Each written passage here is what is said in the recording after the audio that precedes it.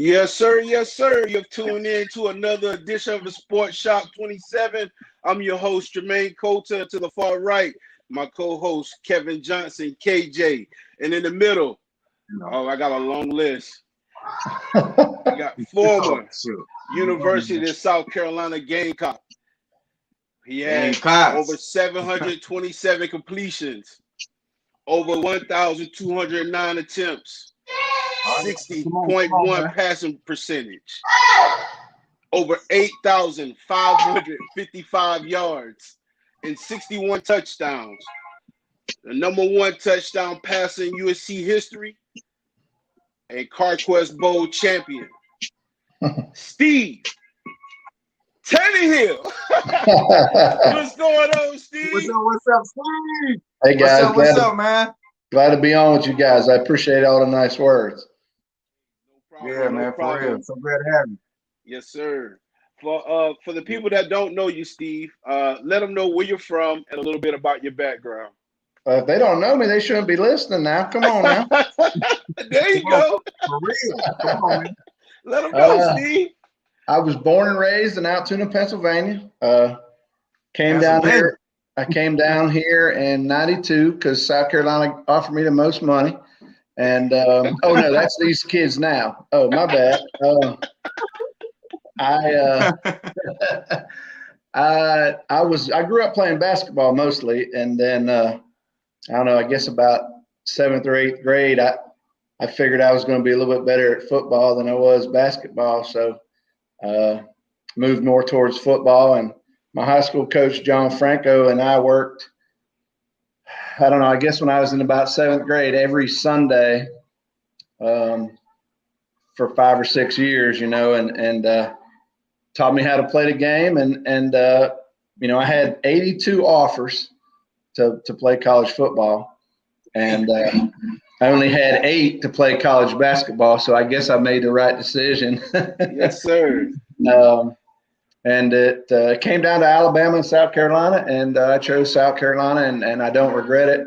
In 1992, Alabama won the national championship, but Jay Barker was a starter there as a freshman, and I really chose South Carolina to go and play. I didn't want to go somewhere and sit 2 or 3 years. And when I came on my visit, all the guys were young guys. Brandon Bennett was a freshman, and Toby Cates, and all these guys. Ernest Dye was going to be a senior. Ended up being a number 1 pick, and we had a good freshman class come in, and so here I came in 1992 to the state of South Carolina, and I guess I really haven't left. So pretty good decision.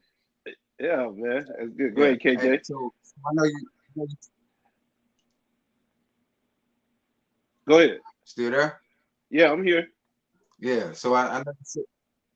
Yeah, I know you said. I know you like football and basketball. Now, which sport was your first love? It was probably basketball. I guess because my dad was a basketball coach. He's a Hall of Fame coach in the state of Pennsylvania, and at 2 years old, I was in the gym. And I went to every practice, and I mean, when his teams were playing, I rode the bus, and I played basketball, and but I love football, and like I said, I played in Pennsylvania. Man, you kind of play the sport by the time of the year.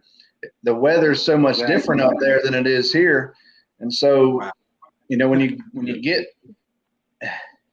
in the summer you play baseball, in the fall you play football, and then in the winter you play basketball. That's just how it goes. Yeah. But so I guess I grew up first I was basketball, but again I figured out about 7th, 8th grade that I kind of liked football a little bit more. Cool. So back then, who were some of the quarterbacks that you were following at the time? Was quarterback your position that you first started playing? Oh yeah, I never really played anything else. Cool. I played quarterback. I don't know. I guess growing up, I watched a lot of Joe Montana. He was he was so good back in those days, but I just watched them all. I remember watching Oklahoma and Nebraska play college football, and I used to go out in the backyard and pretend I was one of those quarterbacks, even though I couldn't really run like those guys. But I just watched all quarterbacks. I watched. I used to watch the game in the first half, and then during halftime, I'd go out in the yard and then come back in for the second half, and I'd throw passes to myself, and Yep. These kids have it, a lot better. When I was growing up, we didn't have video games. That didn't come till I got like in college. These kids now, I mean, they could sit here and you could learn how to play football by playing Madden or something like that. You could learn plays and all kinds of stuff. But we just had to go do it. Yep. I remember, my mom would say, "Come home and eat when the street lights come on," and that's what we did growing up. I would imagine you guys are, probably in that range. We went outside and played. Oh yeah. I mean, whatever the kids in the neighborhood were playing that day, it could be kickball, it could be tag, it could be whatever. Yeah. Whatever the kids were playing, that's what you played. Exactly. Yeah. Cool. So you started playing quarterback at I guess elementary, middle school. Yeah, we up there. You play flag football 4th, 5th, 6th grade, and once you get to 7th grade, then you start tackle. Okay. But I played quarterback from day one. There was never a question. I really wanted to play in high school. I played a little free safety, but they didn't really want me to play defense, and I guess the colleges didn't want me to play over there. And but my senior year, I had to play, and so I played free safety. But I always wanted to play defense. I wish I was a defense end. That was always the dream, to play defense end. I think that's the best position in all of football. I think it's the most fun to be playing defense end. Yeah, cool. So you played quarterback from middle school to high school. Your freshman year of high school, were you starting? No, in Pennsylvania, you went 7, 8, 9 was junior high. Oh, okay. And in complete different schools. And in Altoona, where I grew up, we had Keith Junior High and Roosevelt. That was a big rival. And that football game was on Thursday night of Halloween every year. It's one of the biggest events in the whole city. And so in 9th grade, I was still playing 9th grade football. When I got to 10th grade, then I started at quarterback. Cool. So you came in at 10th grade. What was your first year's record? I don't remember. I'd say we were probably like 5-6, 6-5, something like that. Were you running a spread offense or wing tee? What type of offense? No, we ran a spread. We were in a spread. Not back then you were under center. We went probably full shotgun my senior year. Would have been 91 high school football. We went under center some, but we were in the shotgun a lot. I caught a lot of plays my senior year. We kind of ran like the hurry up the whole game. We threw it around a lot, but just the game of football has evolved over the years since then to what it is now. Those first days of the shotgun was all 2 minute. Yeah, in Florida State there in about 93 or 94 took that 2 minute and made it the whole game with Charlie Ward. And that's kind of what changed this whole spread was that 90, I think it was 93 or 94 Florida State team, because they went the 2 minute drill the whole game. Wow. Hey, so did you make it to the playoffs, or did y'all win any state titles? No, not in football. My junior year in high school, I had Danny Fortson was in the 9th grade. Danny played about 10 years in the NBA, went to Cincinnati, was like the 5th pick in the NBA draft. He was in the 9th grade, and we went to the state championship, 5A basketball, and we got beat. But we weren't that successful in football. We were much better, as far as success as in team sport was basketball. I think I had maybe one guy on my high school team went to play college football at Boston College, and that was really about it. So we didn't have a lot of guys go play football. We should have been better, but my junior year, we were pretty good. We were at 7-4, but there they picked one school in each little area back then for the playoffs. And there was a team that went 8-3. So they went instead of us. It's a lot different now. It's a lot different here in South Carolina for sure. But back then it was just based on your record. So a lot of teams would just play, down a level just to get the win so they could go to the playoffs. And we didn't do that. We played all the big dogs. Again, we were the 5th biggest high school in the state of Pennsylvania. So that's the teams we played. Cool, man. So, did you play any all-star games or anything? I played a local all-star game. We played it in the summer, like in June before I came down here. I came to summer school in '92 before my freshman year to try to, learn the playbook and get, meet the guys and get a class out of the way. Now these kids come in January and then they get to go through spring practice and get all that work. Back in those days, we just came in the summer. Excuse me. You couldn't even really meet with the coaches then. You had to do everything on your own. And the quarterbacks in front of me, they didn't want to help me because they wanted to be the starter, So, exactly, yeah. we went out and threw, twice a week at night, but they weren't trying to help me learn, that's for sure. Wow. Okay. So you go into your freshman year, you leave the high school all-star game that summer, come to USC, Carolina. What made you decide to come to Carolina? Let's talk about the recruiting and how many visits did you take before you come to Carolina? I only took 2. I narrowed it down to 5. Florida State, Miami, UCLA, Alabama, and South Carolina. And wow. I came on a Saturday to the '91 Carolina Clemson game. So I came in Friday. I was here for the game. I flew out Sunday. I flew home, and my sister's college was playing near my hometown.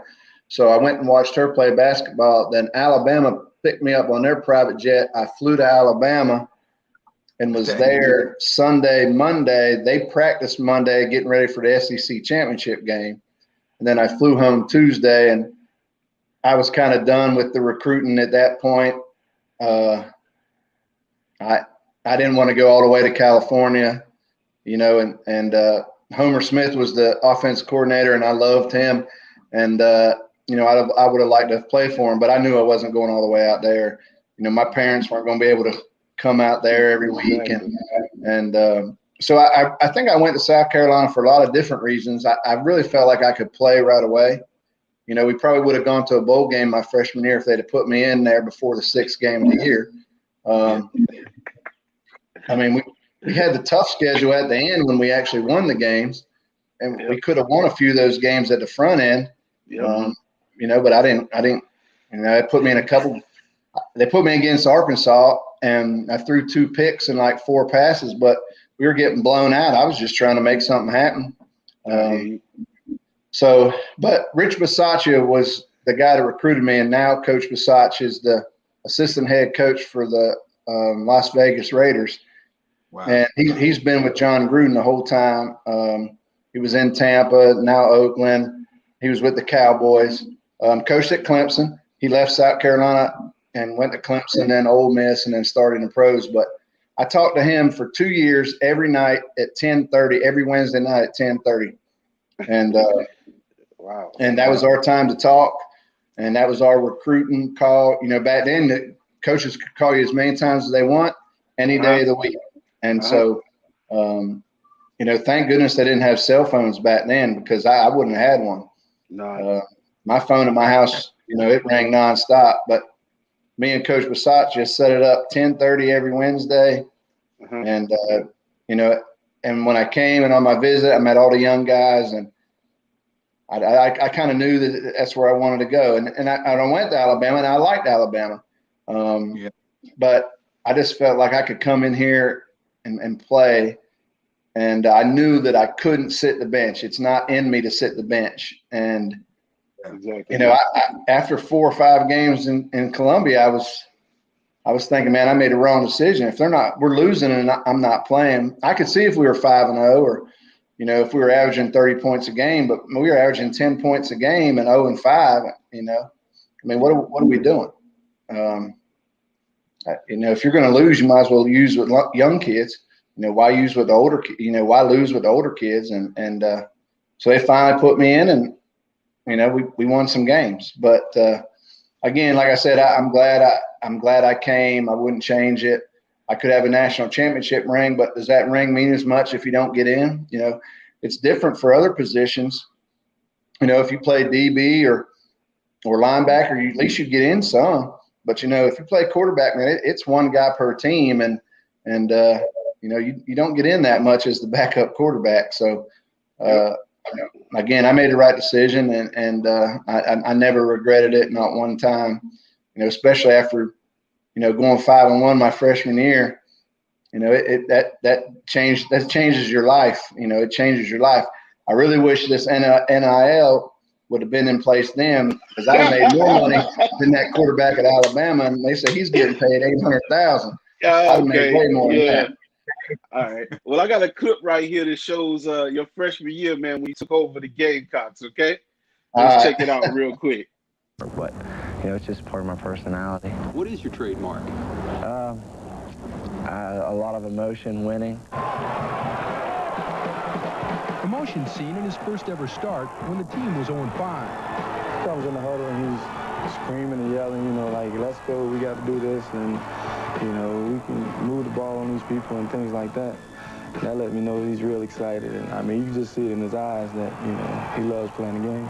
The biggest thing is it's hard to get him off the field after we score or something. I mean, before the season's over, we're going to have a penalty, I guarantee it. He does probably what we all wish we would do, and probably are just a little too stick in the mud thought too, I guess. Say what? A far-out freshman winning over the establishment?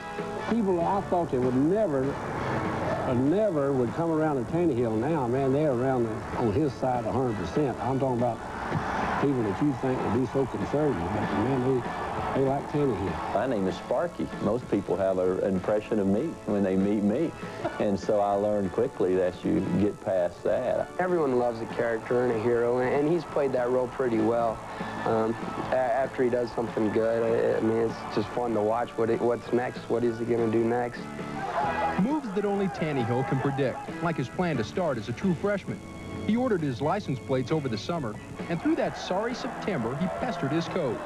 And I had always told him, I said, Coach, you know, when I start, we're going to win. I guarantee it. Tannehill's the first to say his teammates, the defense, the special teams, have more to do with winning than he does. His statistics are solid, not super, but stats, like looks, can be deceiving. He does see the field.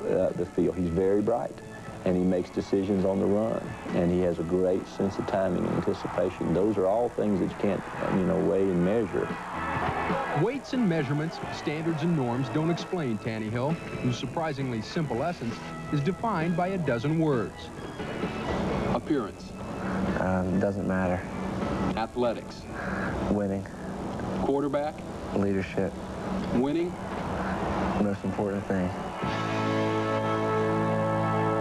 Now, Taneyhill told me he would have gone to Florida State if he'd been guaranteed they wouldn't redshirt him. He wanted a shot right away. And, Craig, he ruled out any school that couldn't live with that long hair and the earring. Well, let me tell you something. I had 5 offensive linemen at SMU. They were also barbers.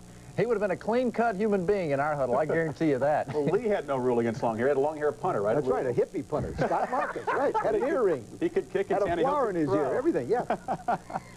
All right, coming up, the late Charger in the Craig James. Craig James. No fun, Craig James. He's talking about how, what did he say, SMU? Where did he play? TCU? Yeah. Wow, man. So you I like the best part about that. They showed me in the library. They had to show me the library to take that because I was just a freshman. You know, as a freshman, you know where the study hall is, or you don't know where the library is. I was gonna say you had an IBM computer back then. You know, I saw you sitting in front of the screen. I said, "Oh my God!" Yeah. Oh, they took me back. But yeah, man, your freshman year, that's the highlights right there, man. You made a big impression on the campus. Yeah, just like the freshman that's going to Alabama, I think you would have cashed in during that time for real. They had the hats with the ponytails on the back, selling them at the gates. It was doing everything back then. But talk about your first win and how it felt.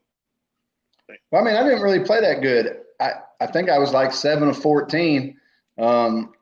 But we jumped on Mississippi State. We played Mississippi State at home. There was only like 30,000 fans there. I mean, we were 0-5. We had the revolt the week before. And Mississippi State comes in and they're loaded, ranked 15th in the country, I think. And I threw an early touchdown pass to Toby Cates, and it just changed the game. But if you go watch that game, Brandon Bennett had 130 some yards rushing, and our defense played outstanding. Our defense was really good that year. I think we ended up defense only gave up maybe like 12 points a game. The whole season was their average. Man, we were really good on defense. And when I started, all we did was we went from averaging like 9 points a game to 17.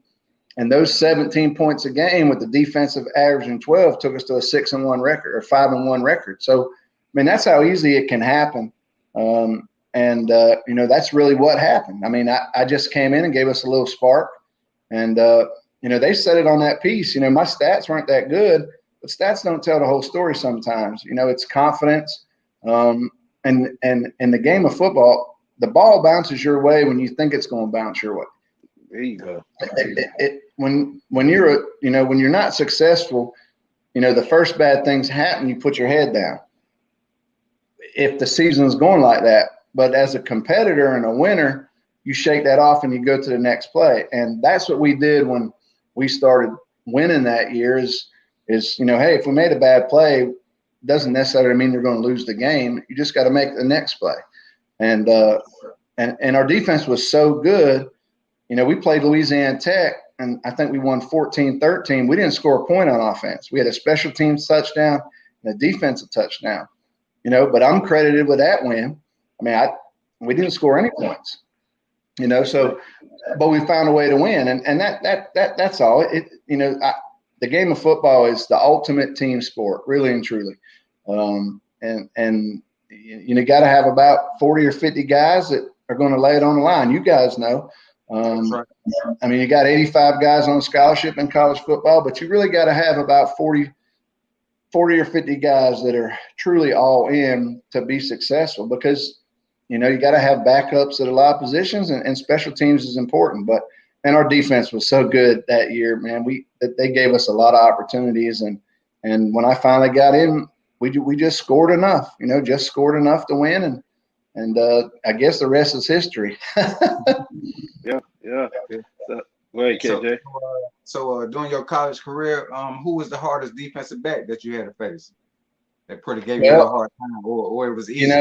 And there was a lot of good ones, but no question, it's really not even close. Is the Hall of Famer from Clemson? He just went into Hall of Fame 2 years ago, Brian Dawkins. Yeah.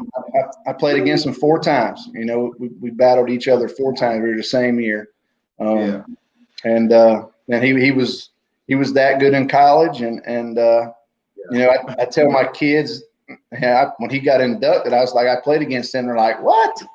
I said, I played against him 4 times, 4 times. But Doc was good, man. You couldn't make any mistakes in the middle of the field with him. He was just so good, and he's probably the best defensive back I played against, not hands down. Obviously, I mean, he's in the Pro Football Hall of Fame. Yeah. What was so good about him? Was he like showing man and go to another coverage, or he just covered the field like he was just good. He just roamed out there. Back then, you didn't see but about four or 5 coverages. It wasn't a lot of moving parts. Cover 2, cover 3, what we called cover 8. Quarter halves, or just straight man.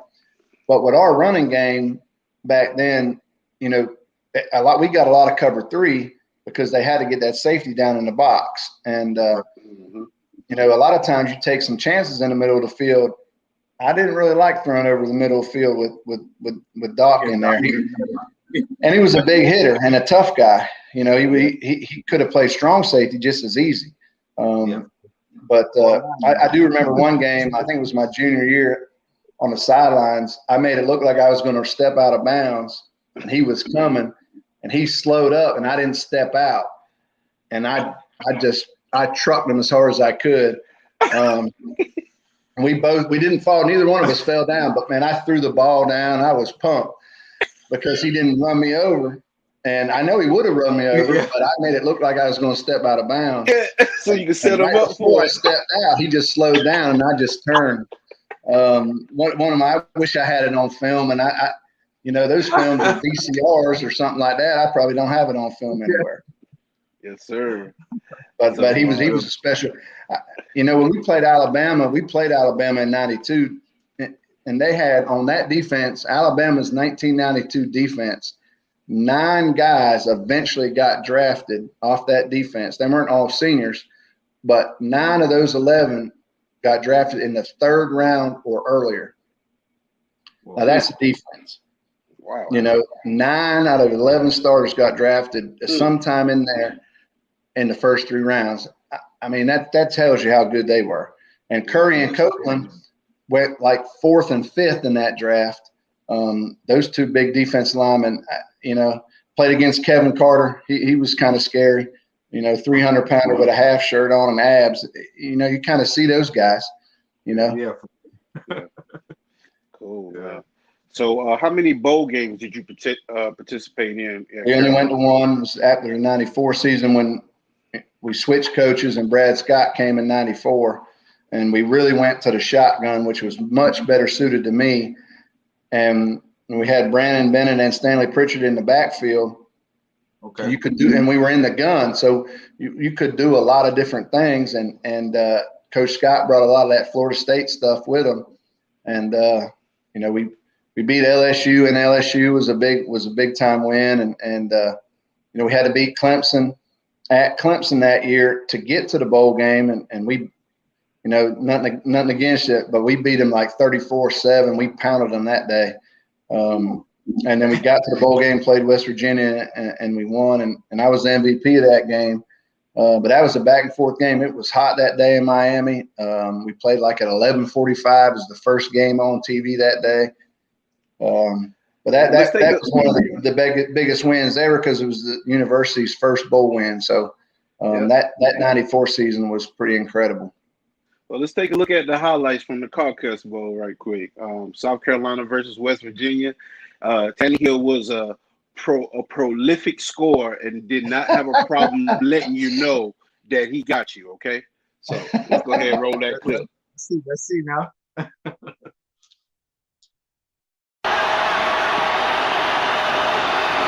Here comes the blitz. Taneyhill. He'll run. Touchdown! Oh, watch him celebrate now.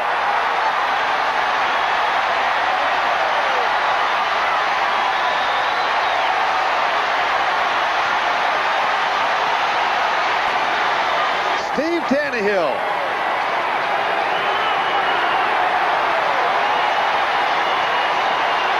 Good catch there. At the 45, 3rd and 3. Taneyhill comes right. Had a man open, couldn't see him. So he'll run for the first down. And more. He's starting to like that running business. And his football.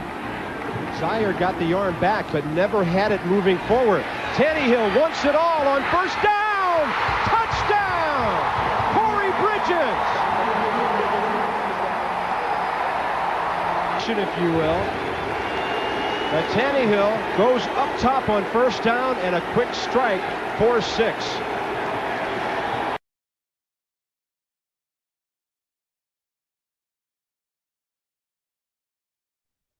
Oh yeah. Oh yeah. Jose Canseco. Hey, we were allowed to celebrate back then. Mm-hmm. We didn't get a 15-yard penalty.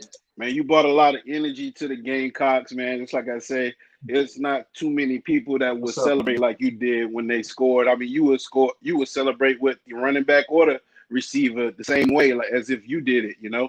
But that was the energy here's and the how I look leadership. at it, man.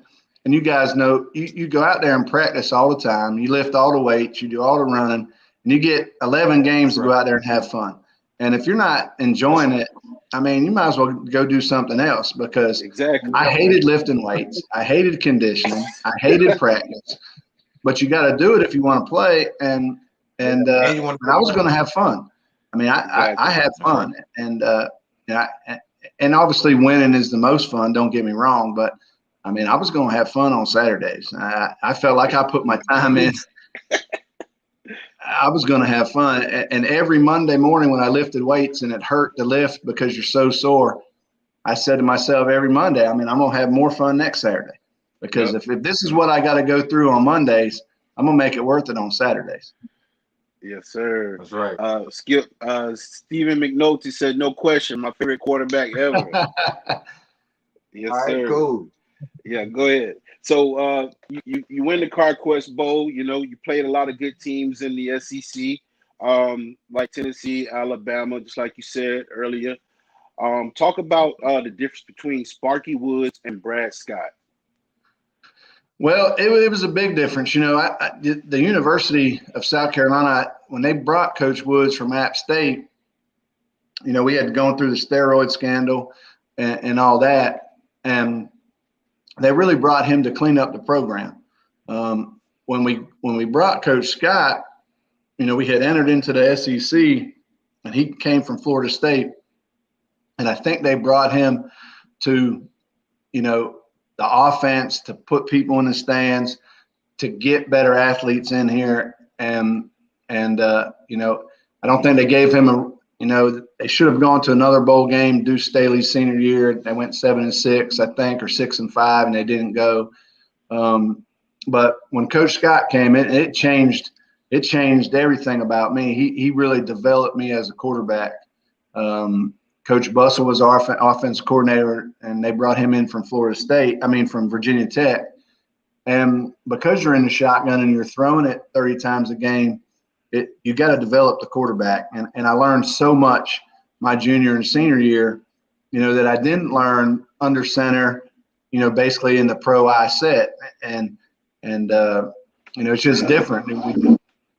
The game, it changed how I looked at football. It definitely made, you know, I went on to coach along, 16 years. And because I had those different coaches, it made me a better coach, because you learn so much. You know, I knew how to get under center and play in the pro I, but I also learned how to get in the shotgun and have 4 wides or 3.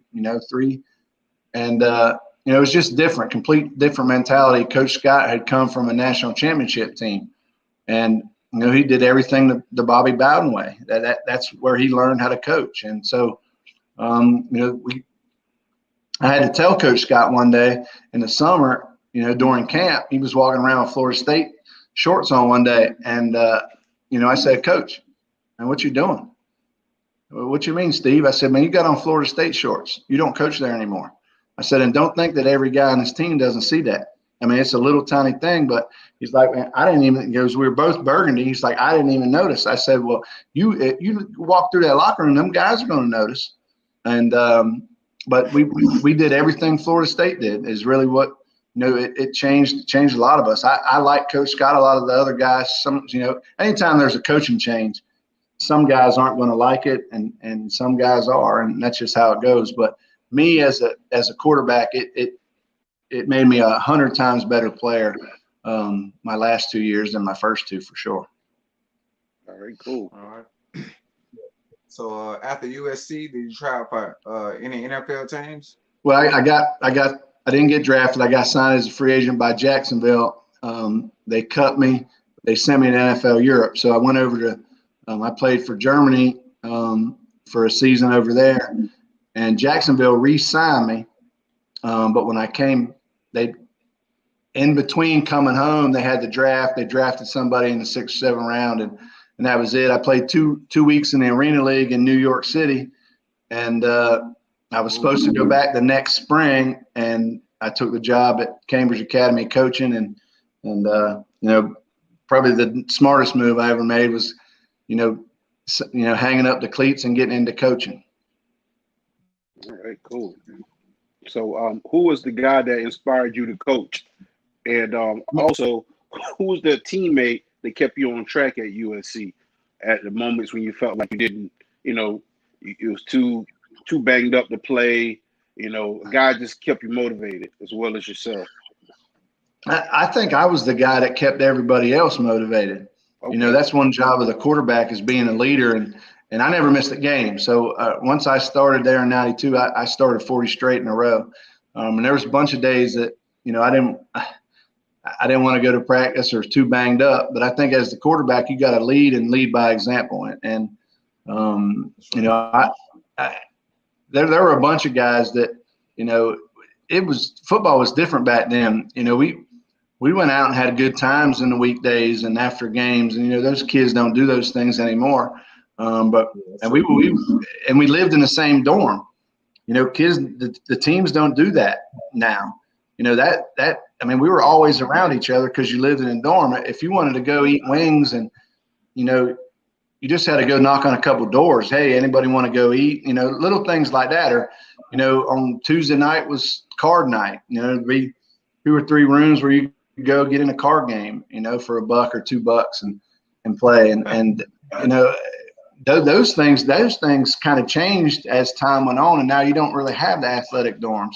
Now you have cell phones, I understand, or guys live together or whatever. But, back then, if you didn't go to class, someone knew you didn't go to class, or someone was in the class with you. Hey, make sure that, knock on my door, make sure I'm going. And little things like that.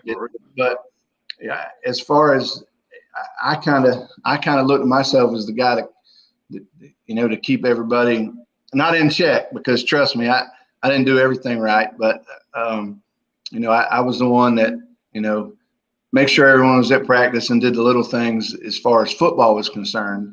I was also the one that said, hey, let's go out tonight or after the game. Let's do those things. Because again, once you put the work in, man, and you go out there and leave it on the field, I looked at it as, man, I need to have some fun off the field as well. You don't want to go to college and, everything's books and football. You got to learn. You got to figure your way through life. Those days, you're 20, 21, 22. You don't know unless you go, There you go. And the coach that inspired you to coach? Coach Scott always told me I'd be a good coach. But I never thought I'd have enough patience. But my dad was a, coach, like I said, Hall of Fame basketball coach in Pennsylvania. And my sister was the head coach of George Mason's women's basketball. And so I guess that coaching is in the family. But I never thought I'd have the patience to coach until I did it. And it's as close to playing as you can get. And as the quarterback, you're the leader and you feel like you're in control. Well, as the head coach, you are in control. And so it fit my personality to get into it. And I started out, coaching 8-man football and we had a good team and this big 6'3", 10th grader walks through the door one day and says, Coach, I came to Cambridge to play basketball, but I want to play football. And it changed his life. So getting into coaching was, again, I did it 17 years, I guess, and I'm not doing it anymore and don't want to do it. But, it was the right to get out of, going to arena football. I just didn't feel like the pro game was what I liked about college football. And I guess if you go to the NFL and you're a starter or, the money's so good, you're going to do it as long as you can. But in the arena league, it's not like that, and I just didn't want to. Once I got 1 year of coaching, I felt like I was going to do that forever, man. It was so close to being a player again. Cool. So go ahead and talk about that 6'3" sophomore that came through Cambridge and went on to play where? He played at Clemson. we tried to get him to South Carolina, and Lou Holtz said he didn't go to a big enough high school. And, wow. I didn't go around the university the entire time Lou Holtz was there. And, Charlie Strong was the defensive coordinator. And when Gaines, got his chance to play at Clemson, Coach Strong called me and said, "Hey, I made a mistake. I should have listened to you. The next time you have a guy that you think can play, you call me." And I tell you this, Charlie kept his word, because when I was at Union, I had a kid played wideout, and I called him. I said, "This kid, he's a basketball player. He's a D1 wideout." He said, "All right, send me his film," and he offered him. And Charlie kept his word, but Gaines did the right thing and went to Clemson. And I never forget when he came to my house and said, "Hey, Coach, I'm going to go to Clemson." I said, "Hey, it's your decision." He's like, "You mad?" I said, "No, I'm not mad, big guy." But it was a great decision for him. And I went to a couple of Clemson games and watched him play, and it worked out. Fourth pick in the draft, and he worked, and he grew a little taller. Grew to 6'6" and gained weight. But his work ethic and determination is what took him from that 8-man football field, to being the fourth pick in the draft. And he's not with us anymore, but he was a special person and obviously a great football player. Yeah, man, we appreciate it, man. I was gonna say, go ahead, KJ. Yeah, so dude, I know he got a son. Is his son still playing, or? I don't know. Gaines, would that be Gaines the fourth, I think, and I'm not sure if he's in. It'd be about time for him to be in high school. It would be time. I'm not sure if he lives in Greenwood or Greenville. So I've always tried to look in the paper and see. I'm not around high school football anymore, so I don't know. But I always thought, his mom was tall. Gaines was tall, obviously. That he's probably a big, tall kid, for sure. But I know Gaines was a great person, man. Great. And even when he went to Tampa, I used to go down every spring and spend 3 or 4 days. We'd charter a fishing boat and go fishing or play golf. And Gaines wasn't that good at golf, but he could hit it a mile. He just didn't know where it was going. But we stayed in contact. I talked to Gaines every Monday after every NFL game. Did you watch? Yeah, I watched. Big guy, I watched. So, he's just, one of those kids you come across as a coach that, you help. And we've always said it, a kid that plays sports is always going to be influenced more by a coach than a teacher. Because as a coach, you are a teacher. I mean, you're just doing it on the athletic field or on the court or wherever. And, football, you just got more kids. Football, you got 60, 70, 80 kids on a team.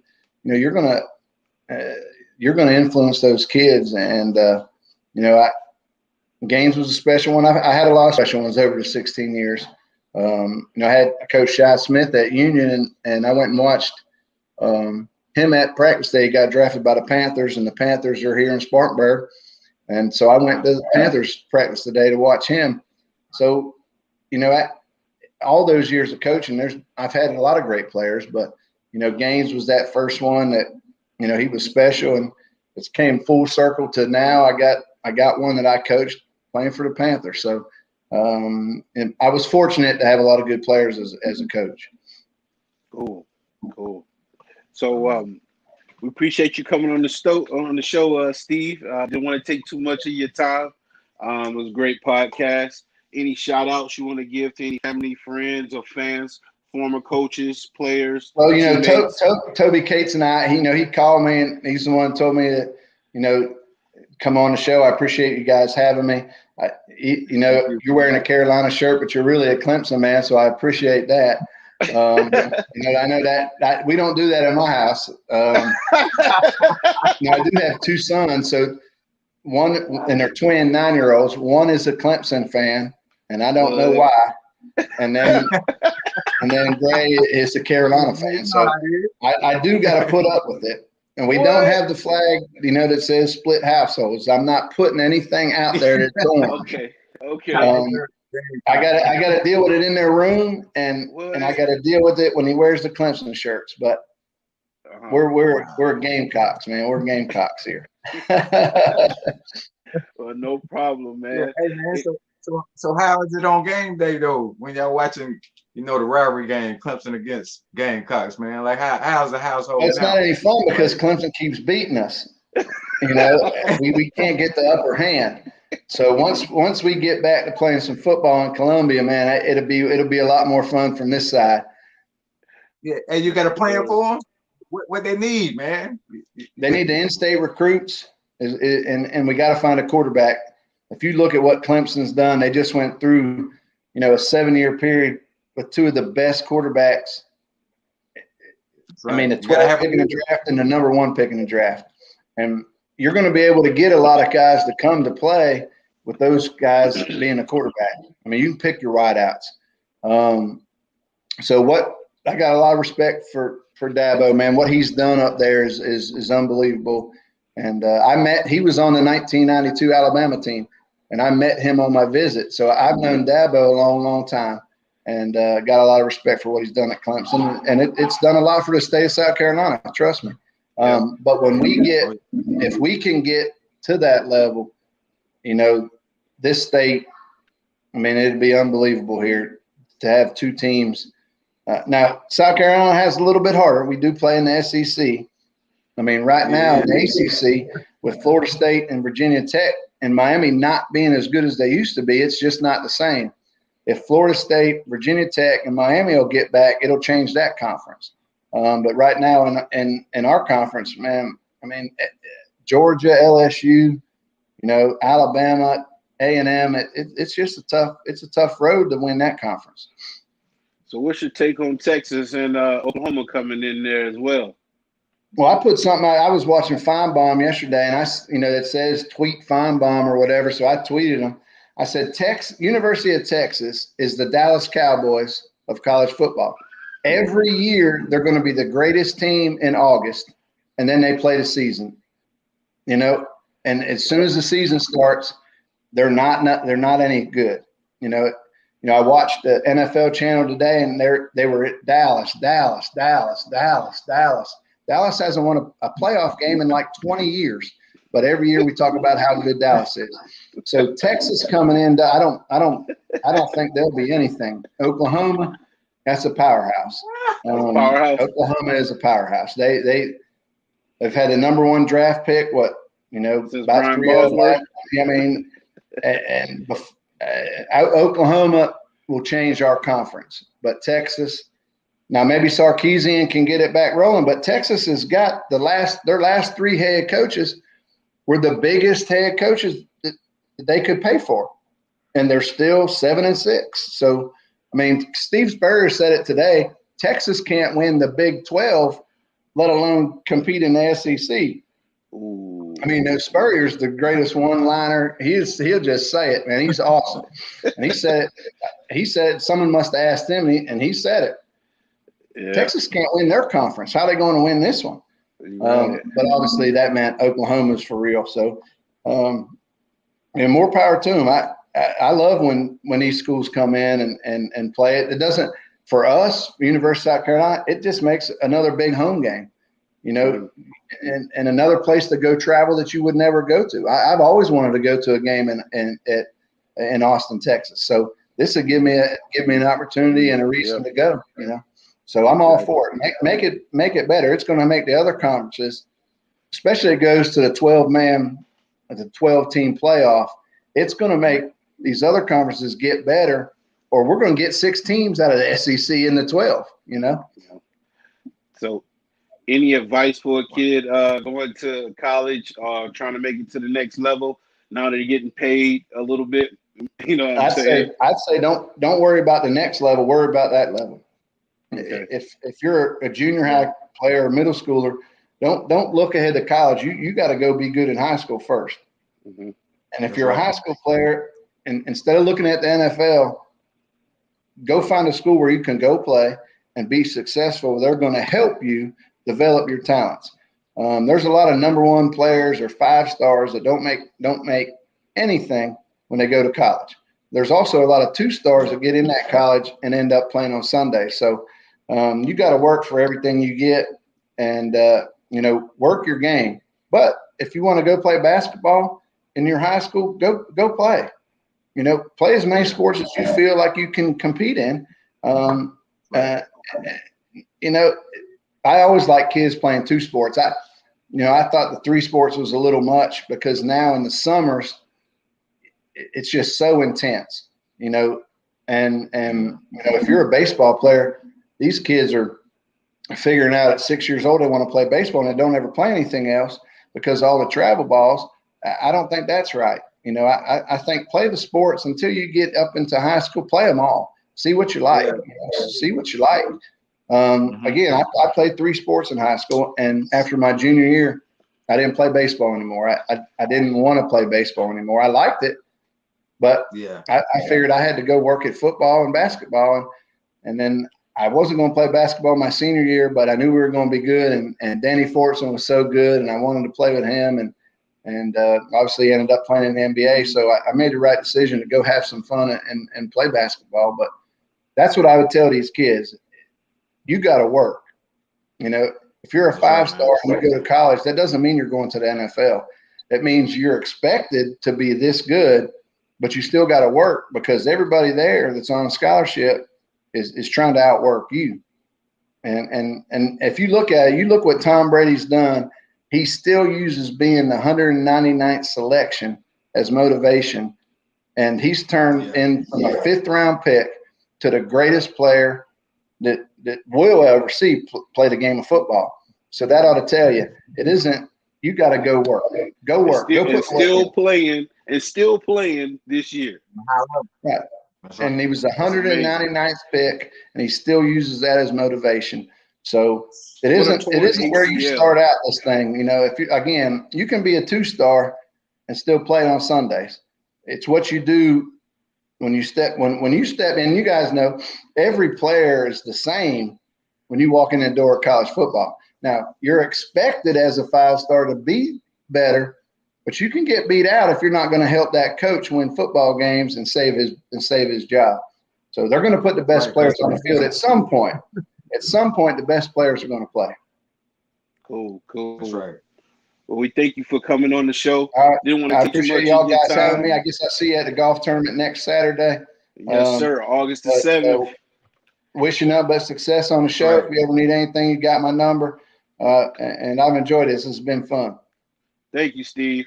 Hey, you're a Hall of Fame quarterback in my eye. I grew up throwing the ball in the backyard. Taneyhill back to pass. That's how you deal with other guys. All right. So you guys have a good one, man. Appreciate it. No problem. Our motto is, KJ, it's not how you start, it's how you what? Hey, it's not how you start, it's how you finish, man. That's right. Exactly, man. You guys be safe. You just tuned in to another edition of the Sports Shop 27. I'm your host, Jermaine Coulter. To my far right, Kevin Johnson, KJ. And we would like to thank today's special guest, former Gamecock quarterback, all-time great, Steve Taneyhill. Appreciate it, guys. Until next time, tune in. You guys be safe. Have a good one.